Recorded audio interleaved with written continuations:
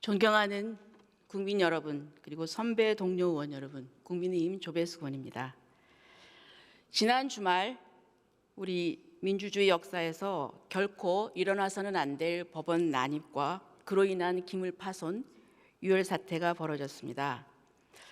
어떤 상황에서도 폭력은 정당화될 수 없으며 다시는 이런 일이 재발돼서는 안 됩니다. 저 경찰청 차장님 잠깐 나와 주시죠. 네.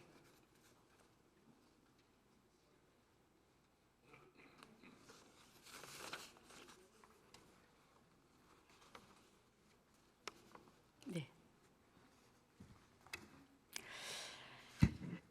집회는 합법적인 영역에서 이루어져야 되고 어떤 경우에도 폭력은 안 됩니다. 그렇죠? 네, 동의하고 있습니다. 네. 또 같은 의미에서 서부지법 폭력 사태에 대해서 깊은 유감을 표시를 합니다.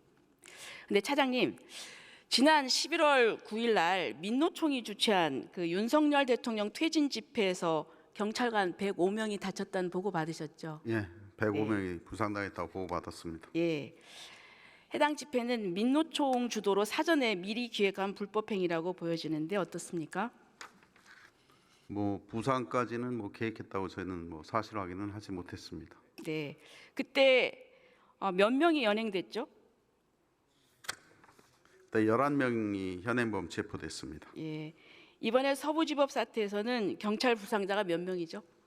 서부지법에서는 55명이 부상했습니다. 예. 몇 명 연행됐죠? 86명이 연행됐습니다. 86명이 연행됐나요? 네네. 그다음에 몇 명이 영장 발부됐죠?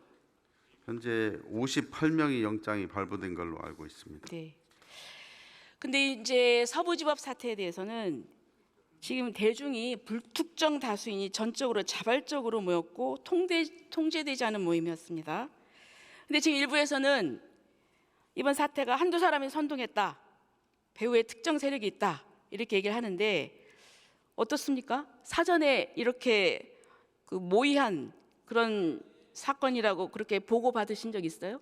현재 보고받은 바 없습니다. 없죠. 자, 민노총은 작년 11월 9일 날 탄핵 집회뿐만 아니라 12월 12일 한남동 미신고 불법 시위, 그리고 12월 22일 날 트랙터 불법 집회, 이렇게 대규모 불법 집회를 반복적으로 벌여왔는데도 처벌은 솜방망이었습니다. 물론 서부지법 사태는 엄중하게 처리돼야 됩니다. 하지만 이번에 윤 대통령 탄핵과 관련돼서 어느 한쪽 진영의 불법만 단죄하고 다른 한쪽 불법엔 다른 잣대를 들이서는 안 됩니다. 공정하게 처리해 주시기 바랍니다. 네. 현재 경찰에서는 주체 여부와 관계없이 공정하게 집회 시위 관리를 하고 있습니다. 네. 자, 그다음에 들어가시죠. 헌재 사무처장님 나오세요.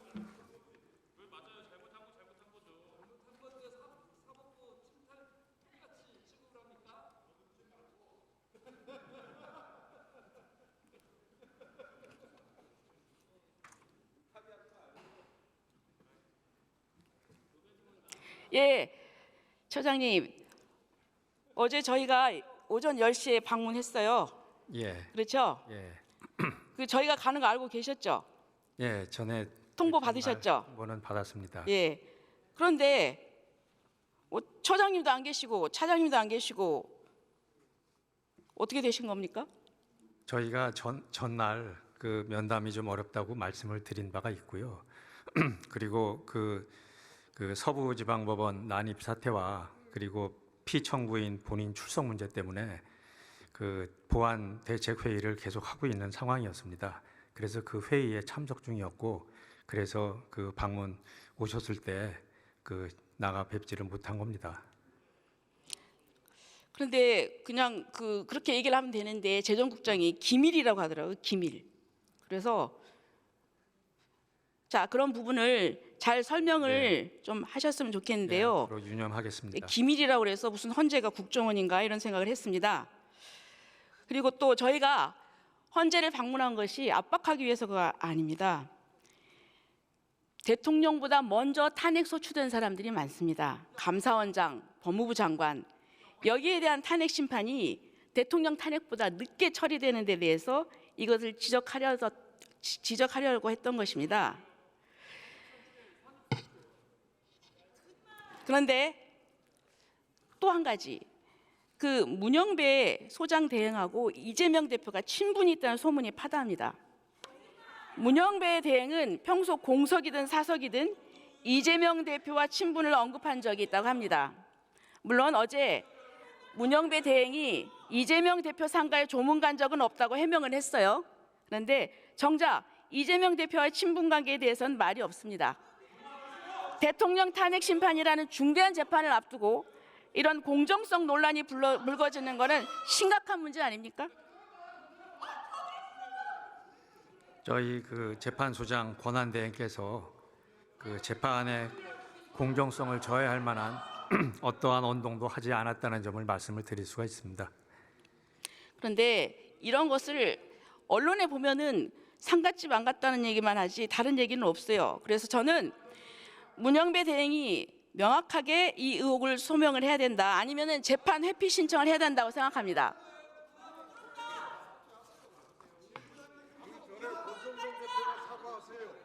자, 예, 들어가세요. 자, 공수처장 나와 보세요.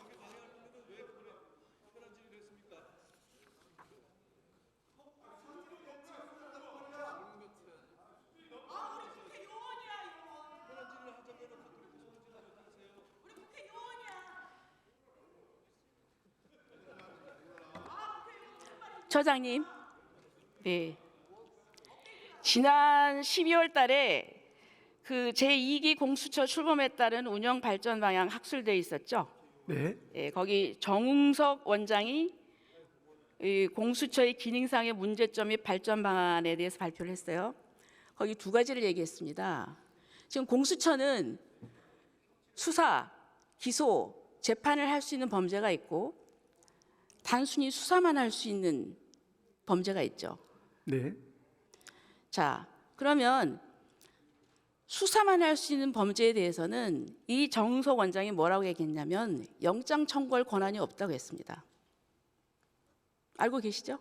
뭐 그런 발표가 있었는데 얘기 들어보세요. 자, 우리 그렇게 지금 현행 법하고 좀 다른 게 아니라 다른 그런 개념입니다. 공수처에서 연구 발주한 그 용역이에요. 그렇다고 하면 지금 내란죄에 대해서 기소권이 없기 때문에 지금 오늘 검찰로 이첩한다는 거 아닙니까?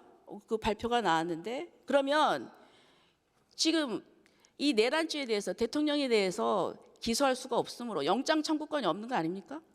저희들 연구 용역에 의한 결과가 아니고 어떤 기관장의 개인적인 어떤 그 견해입니다. 지금 자, 저희들 그런 견해. 실무하고는 그다음에 맞지 또 한 않는 가지, 견해입니다. 예, 또 한 가지 얘기하겠습니다. 지금 15일 날 그 새벽 4시 55분에 지금 대통령에 대한 영장 집행을 했습니다. 그렇죠? 그 영장 집행이 적법하다고 보세요? 네, 지금 적법하게 발부된 체포영장에 의한 정당한 법 집행입니다. 적법하게 발부되었다고요?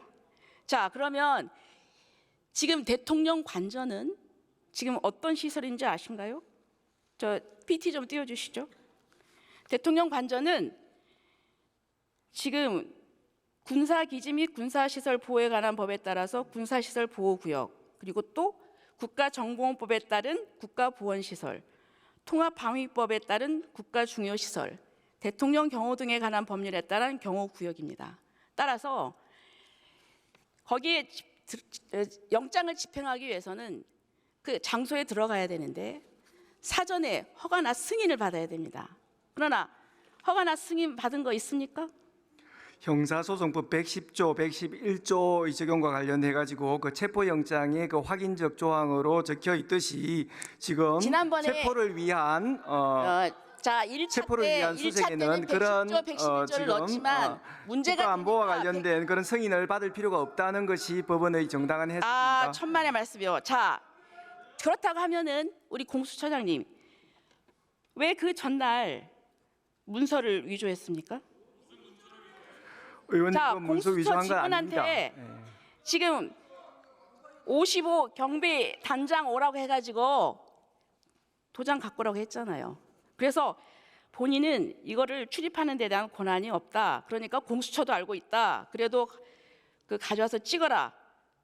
그래서 할 수 없이 직원한테 얘기해서 관인을 가져오니까 공수처 직원한테 도장을 줬어요. 그러니까 출입증에다 그 딱풀로 이게 해가지고 거기다 도장을 찍었어요. 예?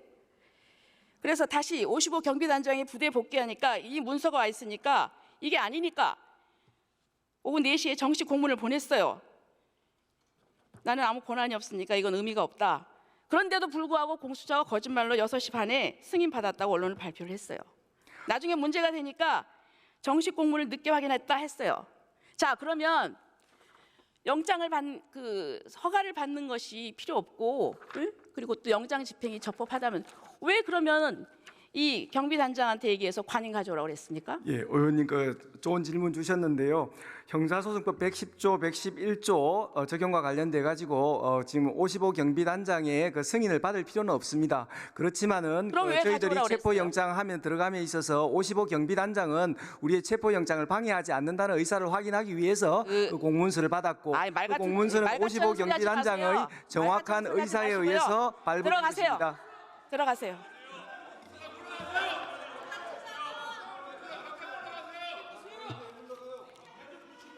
자, 법원 행정처장님 잠깐 나오세요.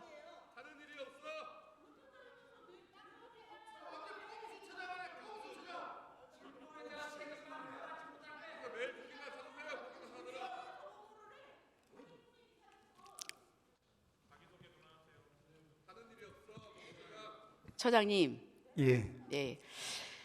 지금은 서부법원 사태로 우려가 많으시죠. 그렇습니다. 예, 법관 대표에서도 입장문을 발표를 했고 법치주의 훼손을 우려하고 있다 이렇게 발표가 됐습니다. 예. 그렇죠. 자, 결과를 보면은 참 그렇습니다. 하지만 처장님, 왜 이런 사태가 생겼을까? 근본적인 원인이 뭘까 생각해 본 일 있으세요? 예, 위원님 두 가지만 말씀을 드리겠습니다. 예, 평소 이제 저희 사업부에 대해서 많은 관심과 애정을 베풀어 주셔서 감사드리다는 말씀 먼저 드리고요. 작년에는 우리 독립운동가이자 또 초대 대법원장이고 사법부 독립의 표상이고 또 모든 법관들의 사표인 가인 김병로 선생 60주년 서세 추도가 있었습니다. 그리고 이번 주에 엊그제 가인 경연대회가 또 있었습니다. 제가 이제 그걸 이번 사태하고 더불어서 생각을 해봤습니다. 잘 아시다시피 우리 김병로 선생 호인 가인은 이제 거리의 사람, 즉 집도 고국도 없는 나라 잃은 사람이라는 뜻입니다. 사실은 이제 우리 위원님들이나 저희들처럼 이제 헌법기관에 종사하고 또 자유민주 법치주의를 신봉하고 살아가는 모든 국민들에게 법치주의라고 하는 것이 저희들의 고향이 아니겠습니까? 그런데 이제 이와 같이 그 법치주의 본령이라고 할 수 있는 법원이 난동되어서 이제 부서지는 이런 참혹한 사태를 제가 며칠 전에 겪었습니다. 그래서 이제 자, 말씀드린 취지는 알겠지만 네. 조금만 더 말씀드리겠습니다. 네. 그래서 이제 제가 좀 이따 말씀드릴 것처럼 위원님 말씀하시는 것처럼 근본 원인에 대한 우리 성찰, 고찰이 필요하다 말씀 자, 제가 이해를 하고요. 그렇지만 지금 당장은 이와 같이 이제 법치의 산에 불이 붙었으니까 이것을 끄는데 좀 위원님들께서 진력해 주시면 정말 저희들 큰 힘이 되겠다는 말씀을 드리고 싶습니다. 근데 아무리 불을 꺼도 불씨가 남아 있으면 안 돼요. 그 불씨가 뭐냐? 사법에 대한 불신이에요. 사법에 대한 불신. 혹시 1월 22일자 동아일보에 법원은 법대로 했는가 그 칼럼 읽어보신 적 있으신가요? 맞습니다. 네, 이거 보면은 뭐냐면 권한 논란이 있는 공수처가 사건을 가져오고 법원이 통상적이지 않은 결정이 이어지면서 일이 커졌다 이렇게 얘기를 합니다. 그리고 지금 어떤 상황이냐면 무슨 단순히 맹목적인 지지자라서 불이익한 결과가 나와서 그런 것이 아니라 이런 일련의 사법 절차 결정 과정을 보고서 사법기관이 너무 편파적으로 해석하고 이 집행의 공정성이 없다 이렇게 생각을 한 거예요. 이런 부분은 무슨 폭동을 옹호합니까? 에이, 그렇게 말씀하지 마세요. 저는 그걸 떠나서 사법부의 근본적인 성찰이 필요하다는 얘기를 하는 겁니다. 자, 일반인들은 이렇게 이야기합니다. 그러면 법의 준수를 요구하는 사법기관도 제대로 법을 적용해야 되지 않겠느냐 이겁니다. 예. 그런데 이런 부분에 있어서 의심스럽다는 겁니다. 그래서 이런 부분을 깊이 성찰해 주시기 바랍니다. 그리고 그렇게 하겠습니다. 또 한 가지 물어보겠습니다. 예. 지금 자꾸 내란하는데 지금 내란 상태입니까? 지금 내란 상태입니까? 아까 지난번에도 어느 분이 말씀하신 것처럼 그 부분에 대해서는 지금 법적인 쟁점이 되어 있기 때문에 저희들이 어떤 예단적인 그런 발언도 드릴 수 없는 상황임을 이해해 주셨으면 감사하겠습니다. 자 보세요. 대법원 판례가 있어요. 예? 계엄이 종료가 되면 내란 상태는 종료가 된다 판례가 있어요. 그리고 또 내란 선전이라고 하는 것은 지금 내란이 진행이 돼야 적어도 이제 저희 사법권 행사는 이번에 서부지방법원의 난임 난동 사건 외에는 정상적으로 작동되고 있다 이런 말씀을 드릴 수 있겠습니다.